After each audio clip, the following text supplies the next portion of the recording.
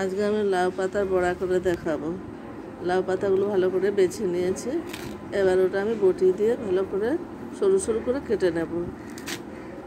কাটা হয়ে গেছে, আমি এবার ওটাকে কলে ধুয়ে নেব। লাউ পাতাটাকে ধুয়ে নিচ্ছি, 4-5 জলটা ফেলে দিচ্ছি, দিয়ে আমি ওটা ভালো করে ধুয়ে নিয়েছি।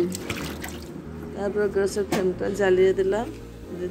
ওতে নুন জলে আমি একটু ভাপ তুলে নেব।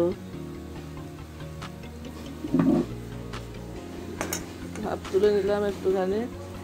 লাউ পাতা শক্ত তো, ওই কারণে আমি ওটা ভাপ তুলে নিলাম। এবার আমি একটা বেসনের ব্যাটার তৈরি করছি।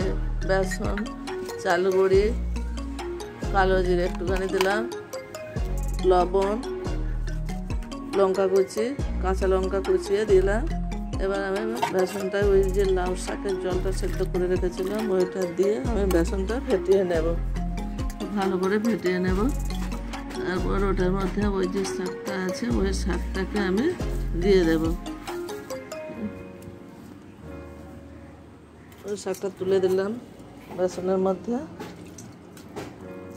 দিয়ে ওটাকে নিয়ে দিয়ে আরেকবার আমি ফেটিয়ে নেব ভালো করে।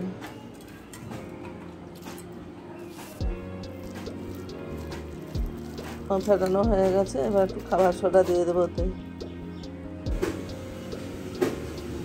ওইদিকে কড়াই আমি তেল গরম করতে বসিয়েছি, তেলটা আমার গরম হয়ে গেছে। এবার আমি এগুলোকে বড়াগুলো একটা একটা করে তুলে দেবো, ছোটো ছোটো করে কড়ার মধ্যে দিয়ে দেব।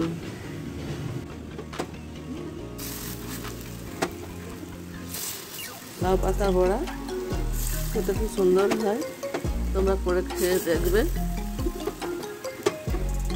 কেউ যদি খেয়ে থাকো আমাকে বলবে, খেয়েছি বলে। হয়ে গেল আমার 1-5টা ভাজা, উল্টিয়ে দিলাম।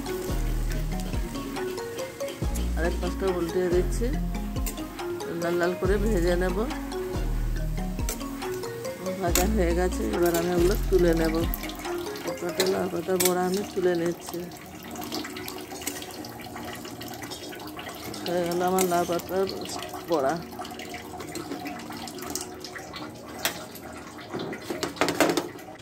লাউ পাতার বড়া খুব সুন্দর খেতে হয়েছে।